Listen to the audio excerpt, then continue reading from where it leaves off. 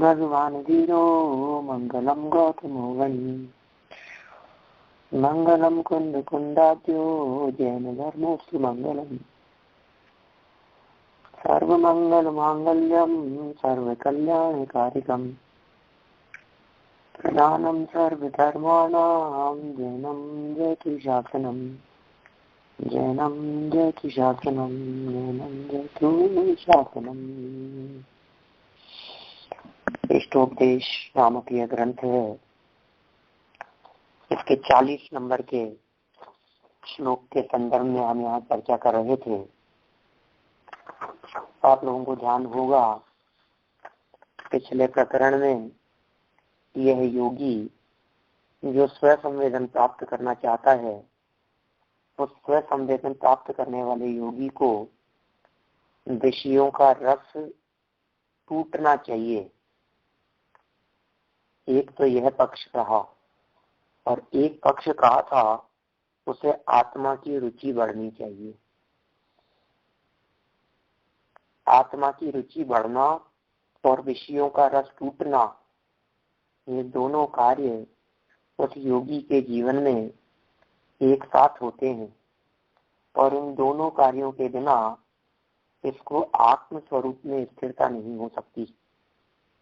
इसके लिए बाह्य परिस्थितियों की भी चर्चा की गई कि ऐसा योगी अपने मन में, अपने चित्त में निर्जनता का ही आदर करता है, एकांतवास को ही चाहता है। यदि कदाचित उसके द्वारा कुछ बोला भी जाए, कुछ कहा भी जाए, प्रतिपादन भी किया जाए, तो वो जल्दी से उसको भूल जाना चाहता है। माने किसी भी प्रकार के दूसरे विकल्प उस योगी को बर्दाश्त नहीं होते। सच बात है, जिसे एक बार आत्मा की सच्ची लगन लग गई हो, अब उसे दुनिया में कौन से पदार्थ आकर्षित करने में समर्थ होंगे। अब दुनिया में वो किसे चाहेगा, क्यों चाहे, किसे चाहे। ये बड़ी अद्भुत चीज है ध्यान। ये ध्यान ही वास्तव में चमत्कारी है, अतिशय युक्त है ये ध्यान। तत्वानुशासन श्लोक 87 में कहा है। यह बात पेज नंबर 99 लास्ट लाइन से हम लोग आगे बढ़ा रहे हैं। गुरुपदेशं असाध्यम, असाध्य क्या कह रहे हैं? गुरु का उपदेश प्राप्त करके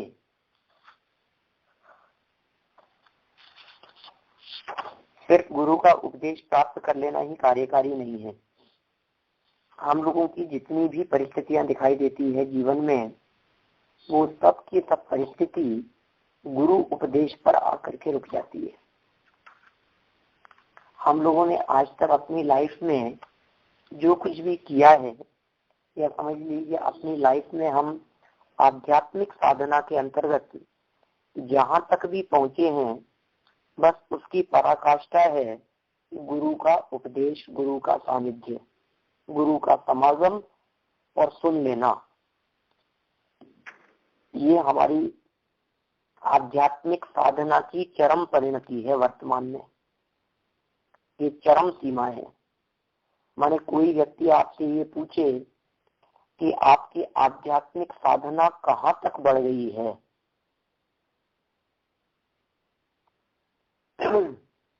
मान लीजिए ये नाथसेन स्वामी ही पूछते हैं तत्वानुशासन ग्रंथ में, या पूज्यपाद स्वामी हमसे पूछे, बताओ भाई संजीव, तुम आत्म कल्याण के मार्ग में लगे हो, आत्म आराधना के मार्ग में लगे हो, तुम्हारी आध्यात्मिक आंतरिक साधना या अंतर यात्रा कहाँ तक पहुंची? तुम उस अंतर यात्रा में कहाँ तक गमन कर चुके हो? तो हमको तो कुछ जवाब देते ही नहीं बनता। हम तो ये कहते हैं हम क्या जवाब दें, हमें तो कहाँ तक बढ़ गए हैं, क्या कुछ नहीं है कि नहीं कुछ तो किया होगा आपने अपने जीवन में, अपनी लाइफ में। आपने यदि अपनी लाइफ के 30 साल यदि इसमें दिए हैं, लास्ट 30 ईयर यदि आपने इसमें अपना काल लगाया है, इतना टाइम दिया है, तो आपको कुछ तो हासिल हुआ होगा। आत्मा का अनुभव हुआ या नहीं हुआ? उस आत्मा की उपलब्धि हुई या नहीं हुई? कहाँ तक पहुंचे? हम मौन हैं। आचार्य देव स्वयं कहते हैं कि मैं बताता हूँ तुम कहाँ तक पहुंचे।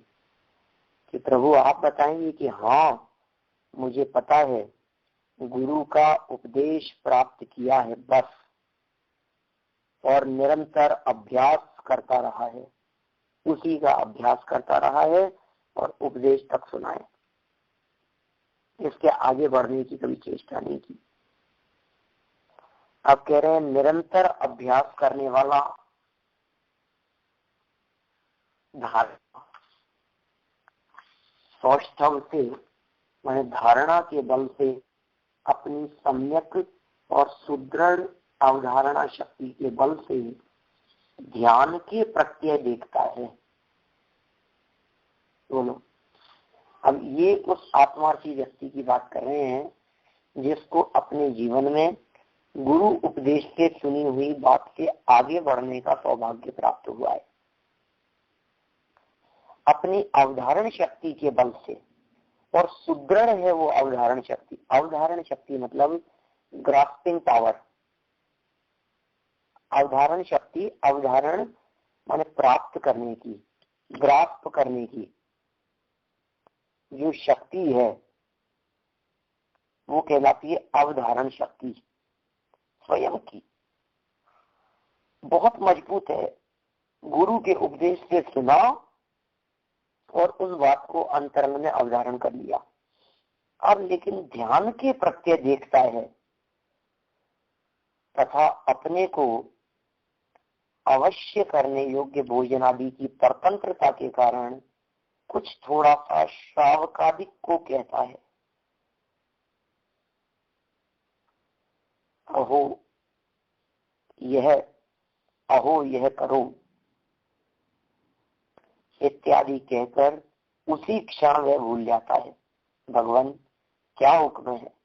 ऐसा श्रावक आदि पूछते हैं तो भी वे कुछ उत्तर नहीं देते। खत्म हो गई बात। श्रावकों को कहने का विकल्प आया, कुछ बताने का विकल्प आया, एक अवश्य करने योग्य कोई कार्य दिखे, कोई परतंत्रता दिखी, बोल दिया, कह दिया, फिर अपने में चले गए। स्वरूप से बाहर निकलते हैं और उस स्वरूप से बाहर निकलने पर कुछ योग्य कार्य ऐसा यदि उनको लगता है कुछ कहने योग्य है, उपदेश देने योग्य है, जो तत्वोपदेश नहीं होता, जो धर्मोपदेश होता है, सिर्फ उपदेश दिया, प्रेरणादायी उपदेश दिया और वापस अपने अंदर में चले गए। देखो ये बल है, उस चमत्कार का बल है, आंतरिक चमत्कार के बल पर जिसने अपनी साधना को उत्तम स्थिति पर पहुंचाया है, वो साधक अवश्य ही अल्पकाल में मुक्ति का पात्र होता है। इसलिए हमें अपनी साधना की दिशा थोड़ी सी बदलनी पड़ेगी, या जिस दिशा में चल रहे हैं उसमें कुछ अलग हटके उपाय करना होगा उस आत्मा को प्राप्त करने के लिए। प्रतिदिन प्रातः उठ करके स्वाध्याय करना, फिर उसके पश्चात सीडी सुन लेना, फिर किसी का ऑनलाइन कॉन्फ्रेंस पे प्रवचन सुन लेना, फिर मंदिर चले जाना, वहां जाकर के माला फेर लेना, दोपहर में फिर 1 घंटा स्वाध्याय, शाम को फिर 2 घंटा बैठ करके प्रवचन सुन लेना, इतने मात्र से उस आत्मा की प्राप्ति नहीं होती।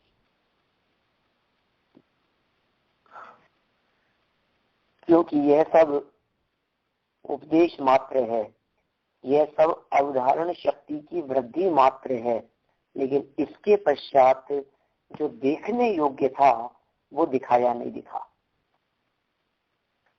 तो ध्यान के प्रत्यय लोक चमत्कारी अतिशय वो हुआ कि नहीं हुआ, उसको देखे वो ज्ञानी जीव, वो साधक जीव, वो सच्चा साधक है, वो यथार्थ साधक है। तो ज्ञानियों की ऊंचे लेवल पर पहुंचे हुए साधकों की बात कर रहे हैं, लेकिन जिसे जैसा बनना होता है वो उस बात को देखकर उतना ही प्रसन्न भी होता है। माने समझ लीजिए, हमें जैसा बनना हो और उस दशा में कोई हो तो उन्हें देखकर हमारा चित्त भी प्रसन्न होता है। सत्य है, क्यों नहीं होगी प्रसन्नता हमें उन साधकों को देखकर, उन आराधकों की बात को सुनकर प्रेरणा मिलती है। उन्हें देखने मात्र से हमारी भावना बलवती होती है। अंदर ही अंदर अपने आप ही, कोई दूसरा कुछ नहीं कहता, स्वयं ही प्रेरित होते हैं हम। अपने आप ही हमारे को प्रेरणा मिलती है कि नहीं, हमें भी ये काम करना है, हमें भी ये काम करना है। सेल्फ मोटिवेशन जिसे कहते हैं अपन, अपने आप की आंतरिक प्रेरणा अपने आप में कि देखो कितनी उत्तम दशा है इसकी। और एक हमें देखो, बच्चों के लिए, परिवार के लिए इधर उधर रचे पचे रहते हैं, उनमें उलझे रहते हैं, उनमें फंसे रहते हैं। छोटा जी आप कदम कदम पर कहते हैं, हम लोग सुबह मोक्ष मार्ग प्रकाशक पढ़ रहे हैं। दूसरा स्वाध्याय, सबसे पहला स्वाध्याय हम नए चक्र पे करते हैं, फिर मोक्ष मार्ग प्रकाशक पे करते हैं, फिर क्रमबद्ध पर्याय पे करते हैं, फिर शाम को फिर आप लोगों के साथ बैठते हैं, अलग से करते हैं, स्वयं करते हैं। तो मतलब मेरा कहने का मतलब ये है, वो जो टोडरमल जी साहब की जो पंक्तियां हैं, वे बार बार में इस प्रकार की प्रेरणा दे रहे हैं। वे बार बार में कहते हैं कि अरे ये सब धोखेबाज हैं, ये कोई तेरा साथ नहीं देने वाले हैं। परिवारजन जिनके पीछे तू मरा जा रहा है, जिनके पीछे तू अपने दिन रात एक कर रहा है, जिस मोह के पीछे, ये बहुत खतरनाक है ये मोह। इस मोह ने कैसा जादू किया है हमारे ऊपर कि हमें कुछ दिखता ही नहीं। हमें परिवार, समाज, साथी, मित्र वे दिखते हैं। और यहाँ तो इस लेवल पर बात कह दी है कि भोजनादि की भी कदाचित स्वतंत्रता हो तो भी कुछ कह दिया तो कह दिया, फिर भूल गया। साधना मतलब भोजन भी मिले तो मिले और ना मिले तो ना मिले, लेकिन भोजन के बिना चल सके, लेकिन इस चैतन्य भोग के बिना न चले। इतनी उत्कंठा जिनके जीवन में होती है वे सच्चे आत्मार्थी होते हैं। अभी तो हमारा लाइट के बिना नहीं चलता, कंप्यूटर के बिना नहीं चलता, मोबाइल के बिना नहीं चलता, लैपटॉप के बिना नहीं चलता, पेपर पेन के बिना नहीं चलता, भोजन आदि के बिना नहीं चलता, गाड़ी के बिना नहीं चलता, एसी के बिना काम नहीं होता, हीटर के बिना नहीं चलता, कपड़े जेवरों के बिना, मतलब एक एक चीज हमारे को ऐसे लगता है इसके बिना हमारा काम नहीं चल सकता, सर्वेंट के बिना हमारा काम नहीं चल सकता। अरे कहते हैं ये सब चीजें अनंत बार प्राप्त करके छोड़िए तूने, उच्छिष्ट भोजी है तू, अनंत बार प्राप्त हुई है ये सब चीजें, कोई दम नहीं है इनमें। इन सब की तरफ से दृष्टि हटाकर जो करने योग्य था, जो अपनाने योग्य था, जो स्वीकार करने योग्य था, जो अनुभव करने योग्य था, उसका अनुभव कर। ये जगत में बाह्य पदार्थ मिले तो मिले और ना मिले तो ना मिले, हमें कोई दरकार नहीं है उनकी। इतनी दृढ़ता अंदर में हो, इतना बल अंदर में आए, तब जाकर के ये जीव अंतरोन्मुखी हो पाता है। इसका मुख्य अंतर स्वभाव की तरफ होता है। इतनी दृढ़ता इस स्तर पर नहीं चाहिए, हमें कुछ भी नहीं चाहिए, बस एक लगन भर हो सच्ची, तुझको निश्चित दर्शन होगा। पीछे हमने पढ़ी थी वो प्रामाणिक बातें, 34 नंबर का श्लोक अमृत चंद्र स्वामी का यहाँ प्रस्तुत किया गया था, ध्यान होगा आपको, ज्यादा पुरानी बात नहीं है। समय सार कलश 34 में 6 महीने की मर्यादा की बात कह दी थी, क्षण मात्र एकम, 6 महीने के लिए सब कार्यों से निवृत्ति लेकर के बस एक काम, बस एक काम, बस एक लगन, एक धुन सवार हो जाए। अरे एक ग्रास भी यदि भोजन का करता हो तो उसका ऋण चुकाना है मुझे, आराधना हुई कि नहीं हुई, एक एक ग्रास का हिसाब देना पड़ेगा। किसके लिए? आराम भी करें तो चैतन्य की अनुभूति के लिए, भोजन भी ग्रहण करें तो अपने चैतन्य स्वभाव की रुचि पूर्वक उसमें स्थिरता कैसे प्राप्त हो, उसकी शक्ति बराबर बनी रहे, इसलिए भोजन ग्रहण करता है। आराधक। हर श्वास उसी के लिए बहे, हर श्वास उसी के लिए बहे।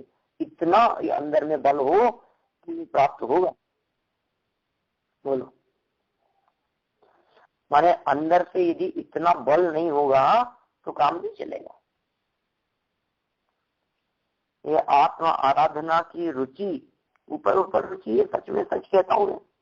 अपने हृदय पर हाथ रख करके सोचना, थोड़ी बात कठोर जरूर लगेगी, लेकिन ऊपर ऊपर है। 2-4 प्रवचन सुन लिए दिन भर में, तो इससे अपना कोई कल्याण होने वाला नहीं है।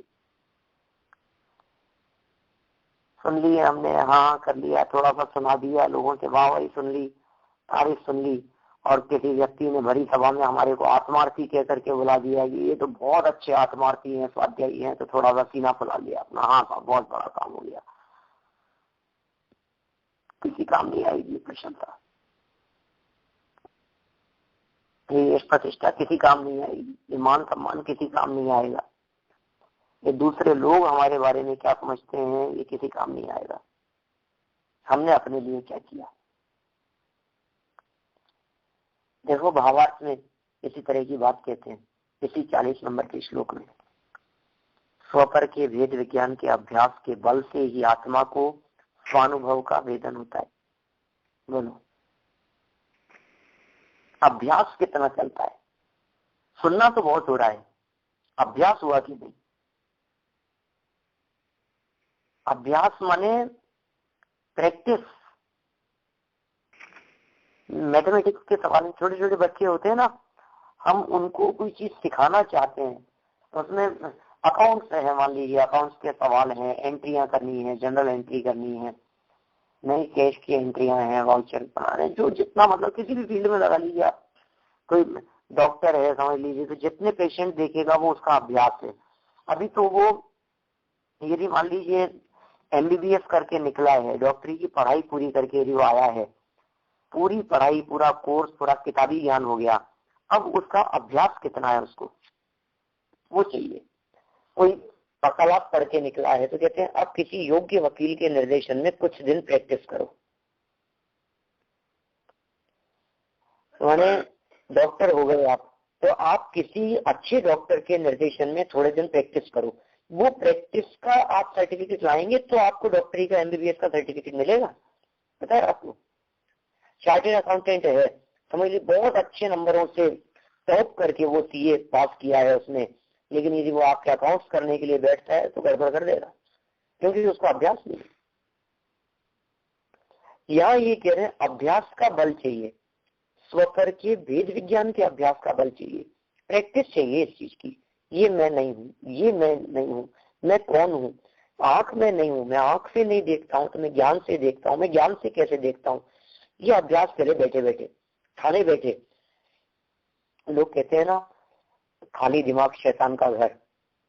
मैं कहता हूँ खाली दिमाग को आप विषय दीजिए, उसको खाली मत छोड़िए, उसको टॉपिक दीजिए, उसको चिंतन का विषय दीजिए। आपके पास तो बहुत है काम।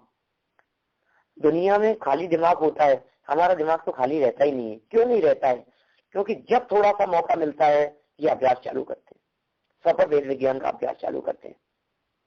जब मौका मिलता है, अभी तक हम जो कर रहे थे, अब मौका मिला हमारे को थोड़ी देर, तो उस मौके में अब जो 2 घंटे से जो काम में लगा था ना उपयोग, अब 2 घंटे बाद में जैसे उपयोग वहां से हटा, अब खाली दिमाग हुआ।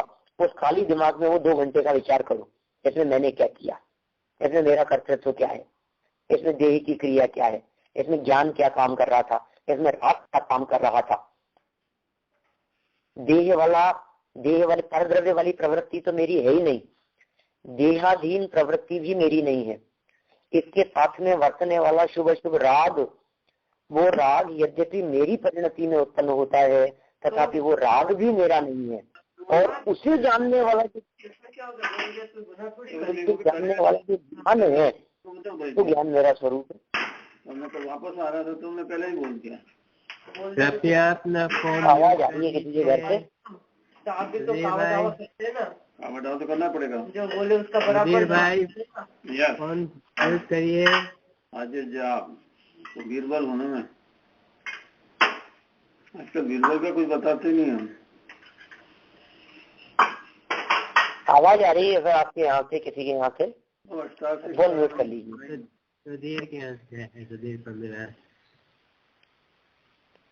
चलिए कोई बात नहीं, अब अपन अपने उपयोग को और अधिक केंद्रित करें। देखो ऐसी भी प्रेरणा मिलती है, मैं कई बार ऐसा महसूस करता हूँ, ज्यों ज्यों प्रतिकूलताएं आती है त्यों त्यों ज्ञानी अपने उपयोग को और अधिक सूक्ष्म करता है। क्या करते हैं वो लोग उपसर्ग के काल में, बाहर में उपसर्ग आया, मतलब कभी कभी तो ऐसा होता है, कभी कभी क्यों मैक्सिमम केसेस में मिलेगा आपको, आप प्रतिभानुयोग उठा करके देखो, उपसर्ग का काल मानो उन महामुनिराजों के लिए वरदान साबित हो जाता है। क्यों? क्योंकि अभी जब तक उपसर्ग नहीं था ना, तब तक तो उपयोग बाहर जाता था, फिर कभी अंदर जाता था, फिर कभी बाहर जाता था। अब बाहर में हो रहा है उपसर्ग, तो क्या हुआ, अब बाहर का उपसर्ग तो उपयोग बाहर की तरफ ले जाते ही नहीं है, अपने स्वरूप में अपने उपयोग को इतनी दृढ़ता से रमाते हैं कि केवल ज्ञान लेके उठते हैं। और सूक्ष्म करें अपने उपयोग को, और सूक्ष्म करें, स्वपर के भेद विज्ञान के अभ्यास के बल से, उसकी ताकत से आत्मा को स्वानुभव का वेदन होता है।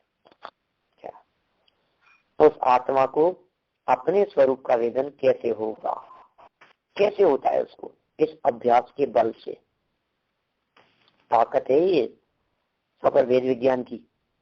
अरे जैसी भेद विज्ञान हुआ, मैं कहता हूँ इस भेद विज्ञान के बल पर पारलौकिक आनंद तो प्राप्त होता ही है, अतीन्द्रिय आनंद की प्राप्ति तो होगी ही, लेकिन इस भेद विज्ञान के बल पर लौकिक भी किसी प्रकार की कोई आकुलता, टेंशन, विकल्प, संकट कुछ नहीं रहता है, सब गायब हो जाता है। ये भेद विज्ञान का बल है ऐसा।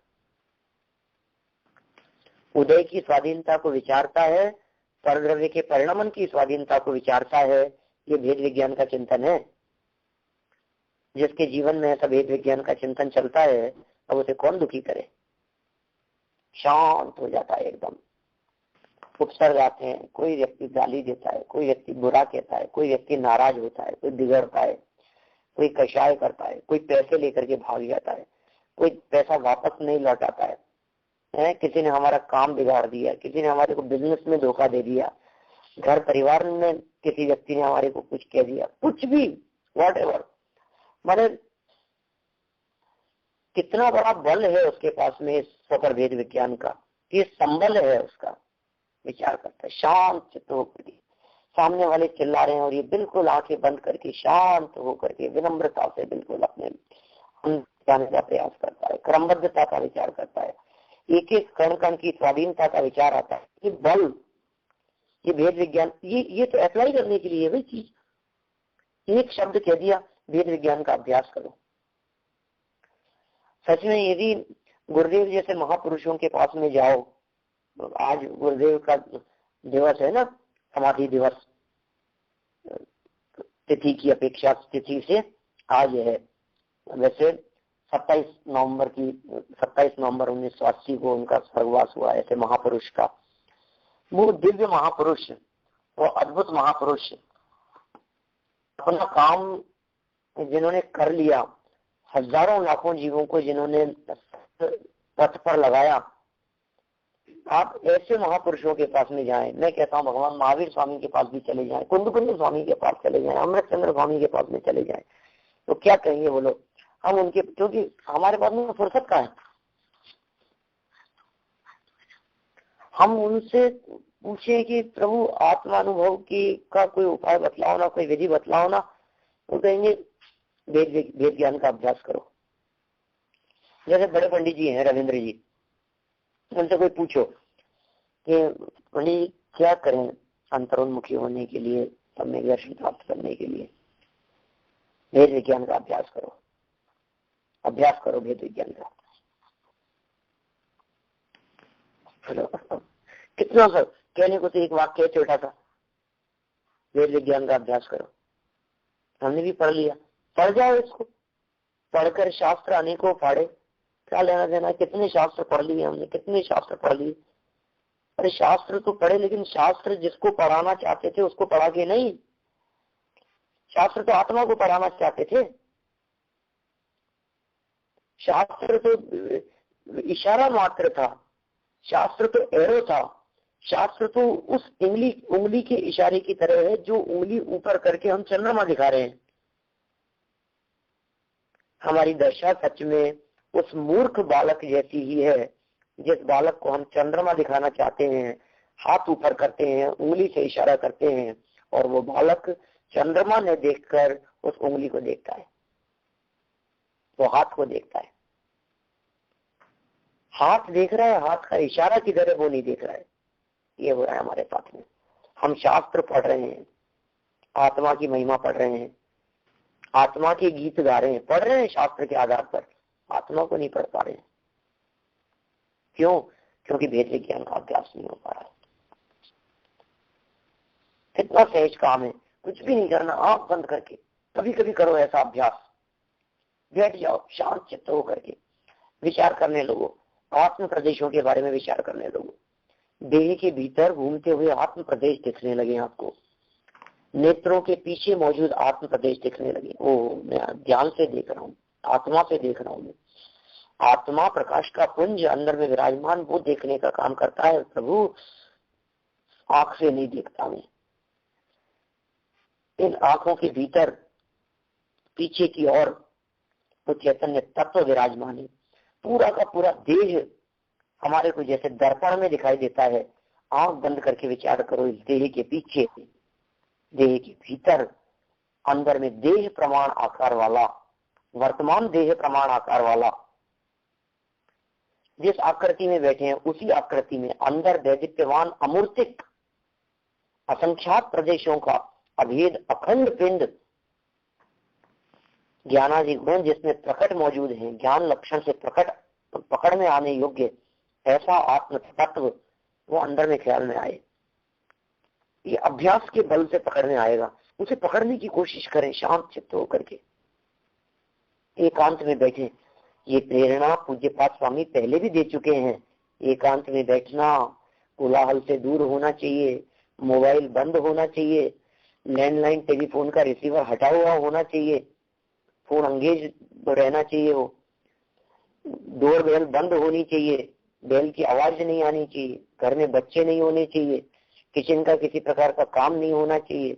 घर गृहस्थी के सर्व प्रकार के विकल्पों से निवृत्ति लेकर एकमात्र आत्मा आराधना और आत्मा अनुभव का संकल्प लेकर के बैठे। संकल्प तो लो, काम होना होगा तो होगा, नहीं होना होगा तो नहीं होगा। तो युगल जी बाबू जी ऐसा कहते हैं, तो तूफानी वेग से अपने कदम तो बढ़ा, पर्वत भी रास्ता दे देंगे। तो चिंता मत कर इन कर्मों की, तो चिंता मत कर इन पर्वतों की कि ये बीच में आएंगे, ये मोहनीय कर्म मेरे बीच में आएगा तो क्या होगा। मत सोच उसके बारे में, तो पुरुषार्थ कर। अंदर का तीव्र पुरुषार्थ जिसका जागृत होता है और अंदर में जिसको तीव्र लगन लगती है उस गायक के अनुभव करने की, उसको अनुभव हुए बिना नहीं रहता। तो क्या करें साहब, बहुत लोग पूछते हैं, बोलो क्या करें। वेद विज्ञान का अभ्यास करो, सफल वेद विज्ञान का अभ्यास करो। लिख करके रख लो इसको बड़े बड़े अक्षरों में, अपने दरवाजे पर आते जाते दिखे, वेद विज्ञान का अभ्यास करो, अभ्यास करो वेद विज्ञान का। बोलो क्या दिखे? हाथ नहीं दिखे, मैं हाथ नहीं हिला रहा हूँ, मैं गर्दन नहीं हिला रहा हूँ। इन हाथों के पीछे मौजूद, अंदर मौजूद आत्म तत्व, आत्म प्रदेश, वो मेरे हैं, वो मेरा स्वरूप है। ये बाहर में दिखाई देने वाला गोरा रूप ये मेरा नहीं है, मेरा चैतन्य रूप है। मैं अमूर्तिक हूँ। ये बाहर में सर पर दिखने वाले बाल ये मेरे नहीं है, ये सर के भीतर रहने वाला प्रदेशों का समूह तो मेरा स्वरूप है। ऐसा बहुत बहुत वेद विज्ञान करते रहे। मैं कहता हूँ वेद विज्ञान का अभ्यास करने वाले व्यक्तियों को जगत में भी कभी कोई दुख नहीं दे सकता, कभी दुखी नहीं हो सकते। मैं कहता हूँ जितना भेद विज्ञान का अभ्यास कम है उतने आप दुखी हैं, और जितना भेद विज्ञान के अभ्यास की प्रबलता है, प्रगाढ़ता है, उतना आपके दुख में कमी है। और भेद विज्ञान का अभ्यास बढ़ते हुए अपनी चरम सीमा पर पहुंचे, मैं कहता हूँ दुख अंत होने के लिए अपनी लास्ट स्टेज पे पहुंच गया। ये स्थिति है। एक ही उपाय है, दूसरा कोई उपाय नहीं है। अभ्यास के अलावा और कोई उपाय नहीं है। जितना अभ्यास करेंगे उतना स्वभाव के नजदीक पहुंचते जाएंगे। जितनी प्रैक्टिस होगी हर चीज को देखते समय, भोजन को देखते समय, मैं भोजन को खाने वाला नहीं, मैं भोजन को जानने वाला, मैं गायक हूँ, मैं भीतर मौजूद रहने वाला एक गायक तत्व हूँ, ये अभ्यास चले। देखो आप अंदर में हम क्या चाहते हैं, हम क्या सोच रहे हैं, हमें करना क्या है। एक्चुअली में सबसे पहले अपने को अपना लक्ष्य डिसाइड करना पड़ेगा। आपको परिवार चाहिए, आपको धन चाहिए, आपको समाज चाहिए। दौलत राम जी की पंक्तियां ध्यान रखना, धन समाज गजबाज राज तो काज न आवे, कुछ काम नहीं आएंगे। धन समाज, हाथी घोड़े, राजपाट, वैभव, संपत्ति, परिवार, कुछ काम न आवे, कुछ काम न आवे, खड़े रह गए सबके सब। जब मेरी विदाई हो रही होगी तो सब लाइन में खड़े होंगे, देख रहे होंगे, कोई रोक नहीं पाएगा। मरने के बाद अलग होगा ना शरीर? अरे अलग ही है क्या? मैं वो हूँ जो मरता नहीं है, और जो मर जाता है वो मैं हूं ही नहीं। मैं कभी मरने वाला नहीं। स्वयं और पर का भेद, देखो स्वयं और पर का भेद, और इसके साथ में लगाते हैं अपन विज्ञान, भेद विज्ञान बोलते हैं ना अपन। तो स्वयं अलग है और पर अलग है, इसका नाम तो है भेद। और विज्ञान को यदि विशेष ज्ञान के अर्थ में यदि आप प्रयोग करें, विशिष्ट ज्ञान, विशिष्ट प्रकार का ज्ञान, तो वो स्वयं और पर, ये दो टुकड़े, दो विभाजन करने के पश्चात स्वयं में लीनता, विज्ञान का काम। क्या होगा उससे? चमत्कार होगा, करके तो देख। मैं कहता हूं तो कोई अनाड़ी व्यक्ति हो, मूर्ख हो, गांव का व्यक्ति हो, और हमारी पूरी घर में लाइटिंग फिटिंग सेट है, बिल्कुल अच्छी अच्छी, बहुत सुंदर सुंदर लाइट्स लगाई हुई, लेकिन बंद हैं सब। अब हम उसको कहेंगे तो एक बार ये स्विच ऑन कर और फिर देख। नहीं करते ऐसा इनोवेशन वगैरह में इस तरह का, बस तू इतना सा करके देख कि क्या होगा, तो फिर देखना चमत्कार। अंदर में चमत्कार दिखेगा, हमारे फूटने लगेंगे, आनंद के झरने झरने लगेंगे। कहते तू स्विच ऑन कर, तू प्लग तो लगा, फिर देख कैसे नहीं फव्वारे चलते हैं। चलता है ये सब, बटन दबाती पंखा चलने लगता है, स्विच ऑन करते लाइट जलने लग जाती है, रोशनी हो जाती है, प्रकाश हो जाता है। ये स्विच ऑन कर अंदर का। तो क्या कहा? स्व पर के भेद विज्ञान के अभ्यास के बल से ही आत्मा को स्वानुभव का वेदन होता है। किसका वेदन होगा आत्मा को? अपना स्व अनुभव, अपना स्वाद आता है। तब वह लोक रंजनकारी मंत्र तंत्र के प्रयोग की बातों से दूर रहने के लिए तथा लोग अपने स्वार्थ के लिए लाभालाभ के प्रश्न पूछकर उसे आत्म ध्यान में विघ्न न करें, इसलिए वह आदर पूर्वक निर्जन स्थान में रहना चाहता है। बोलो, रिद्धियां प्रकट हो जाती है सब मुनिराजों के जीवन में। 11 अंग 10 पूर्व का ज्ञान होते ही रिद्धियां प्रकट होती है। विद्यानुवाद पूर्व है ना, जानते हैं आप लोग सब। मैं कई बार कहता हूँ 11 अंग 9 पूर्व तक मिथ्या दृष्टि, 11 अंग 10वें पूर्व का ज्ञान भावलिंगी संत को ही होगा। 10वां पूर्व है विद्यानुवाद, और ऊपर बढ़े अव्य महामुनिराज, ऊपर चढ़े। अब श्रेणी चढ़ते समय तो शुक्ल ध्यान के जैसे ही श्रेणी चढ़ना प्रारंभ किया तो शुरू के शुक्ल ध्यान होते ही प्रारंभ में ही पूर्व विद द्वादशांग का ज्ञाता हो जाता है।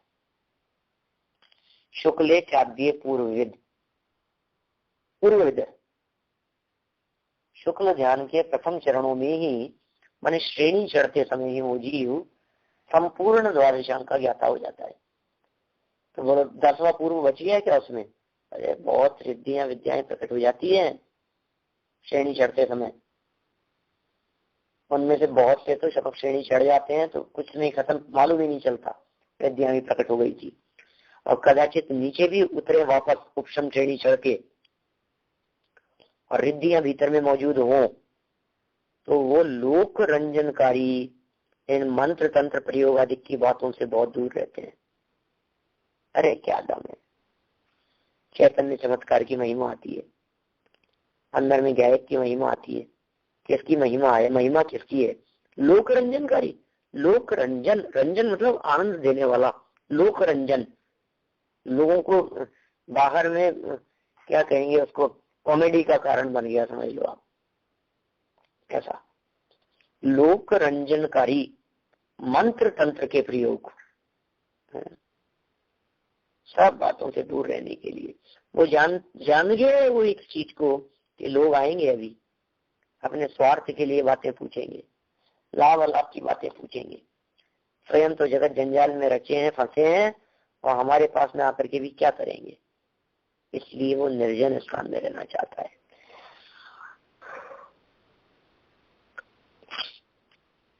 उसे लगता है ये ध्यान में विघ्न करेंगे, आत्म ध्यान में विघ्न उत्पन्न करेंगे। चौपाई से खतरा नहीं है, 2 पाए से ज्यादा खतरा है। जंगल में नहीं डर लगता मुनिराजों को, नगर में डर लगता है, दूर भागते हैं। तो ये बात अपने ऊपर अप्लाई करके देखो। मैं तो कहता हूँ आप वेद विज्ञान के अभ्यास की कोशिश करते हैं, तो लेकिन जब आप अभ्यास की कोशिश करते हैं ना, अभ्यास के दौरान तो आप इन सब चीजों से विरक्त हैं ही, मोबाइल टेलीविजन और दुनियादारी से। उसके अलावा भी कौन आपकी प्रशंसा कर रहा है, कौन निंदा कर रहा है, क्या कर रहा है, हम तो मिलते जुलते ही नहीं है किसी से। किससे मिलना? जितना अपने स्वरूप में गुप्त रह सको उतना भला है। क्या मैं इतनी जगह जाता हूँ, पूरे देश में दुनिया में सब जगह घूमता हूँ, लोग अपना विजिटिंग कार्ड देते हैं, मोबाइल नंबर देते हैं, साहब फिर आओ तो फिर जरूर कॉल करना। लोग मिलते हैं, वो कहते हैं कि वहां आओ तो कॉल करना, मिलना। मैंने आज तक अपनी लाइफ में किसी को कॉल नहीं किया। किस किस से संपर्क रखें, किस किस से मिलें, किस किस से बात करें। हमें अपने आत्म कल्याण के लिए तो फुर्सत ही नहीं है बिल्कुल भी। है आपके पास में टाइम अपने आत्म कल्याण के लिए? कितनी सी जिंदगी है बोलो? 80 साल की जिंदगी 40 सोने में निकल गए, 40 बचे। बोलो 80 साल की जिंदगी में आधे तो रात्रि में निकल गए। तो जिंदगी जीने के लिए जो घूमने फिरने और जो कुछ भी काम करने के लिए, वो तो जिंदा रहने वाला ही काल होगा ना 40 साल का। जिंदा रहने का मतलब सचेत रहना, सोया पड़ा है मुर्दा है वो तो 80 के तो 40 रह गए। अब जो 12 घंटे का जो दिन का काल बचा, उसको गिनने पर 40 रह गए। अब उस 12 घंटे में से 8 घंटे नौकरी में चले गए, तो 40 में से 30 निकल गए। और क्या 26-27 निकल गए मान लो, बचे 10-12। अब ये जो 10-12 जो बचे हैं वर्ष, इन 10-12 वर्षों में रोग है, बीमारियां हैं, परिवार है, समाज है, खाना पीना है, नहाना धोना है, दुनियादारी है, काम है। अब कितना सा टाइम बचा बोलो हमारे पास लाइफ में आत्म कल्याण के लिए? टाइम है कहाँ? साधक व्यक्ति को टाइम दिखता नहीं है, टाइम मिलता नहीं है उसको। कहता भाई साहब मेरी तो जिंदगी हो रही है पूरी, मुझे क्या करना है? मेरे तो दिन नजदीक आ रहे हैं भाई साहब परभव में जाने के। तो आज सुबह पढ़ा था हमने मोक्ष प्रकाश 4थे अध्याय में भी लास्ट में, परलोक में जाना है इसका कुछ विचार नहीं है, देह छोड़ना है इस बात का विचार नहीं करता। बातें करता है एक न एक दिन मरना है, सबको एक न एक दिन मरना है, इस प्रकार की बातें करता है। बोल क्या तैयारी है तेरी।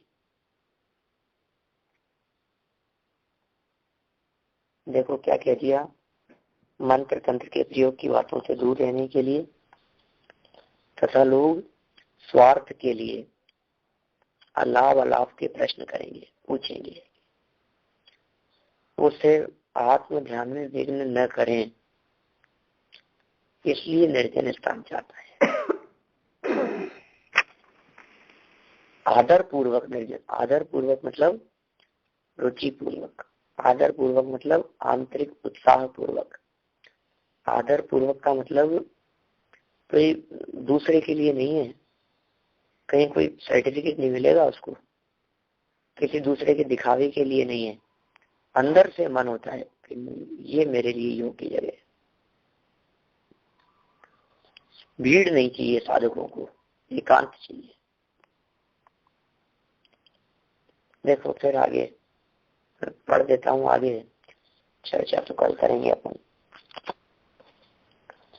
उसको भोजन आदि की स्वतंत्रता के कारण निर्जन स्थान छोड़कर आहार के लिए श्रावकों की बस्ती में आना पड़े तो कार्यवशात अल्प वचना लाभ भी करता है, परंतु जब आहार लेकर अपने स्थान में आता है और आत्मचिंतन में लीन हो जाता है तब उस वचना लाभ संबंधी सब विस्मृत हो जाता है। कोई पूछे तो भी वह कुछ उत्तर नहीं देता। बहुत क्षणिक विकल्प है भोजन आदि के संदर्भ में भी। तो सच में आराधकों की बात कही है, 6वें 7वें गुण स्थान में थी, मुनिराजों के स्तर की बात कही है।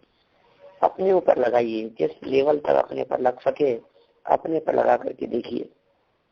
ये जैन दर्शन, ये प्रयोग विधि है, प्रयोगशाला है। अपने जीवन को भी प्रयोगशाला समझें और प्रयोग करें, उन सिद्धांतों का अप्लाई करें अपनी लाइफ में।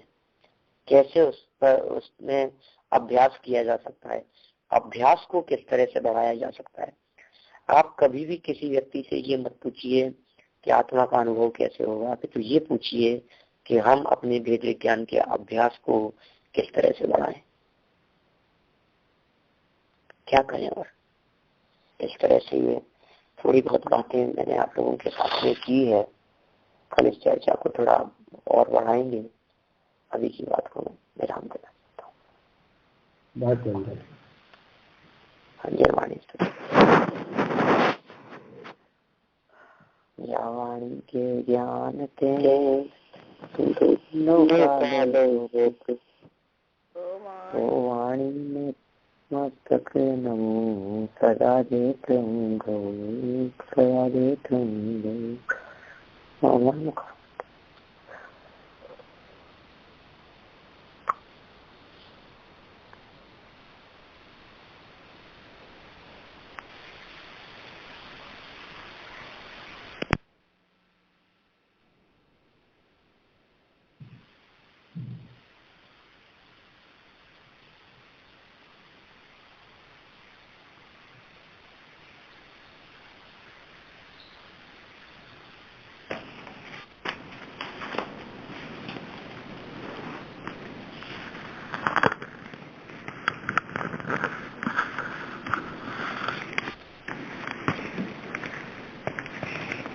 जय जिनेन्द्र। जय जिनेन्द्र।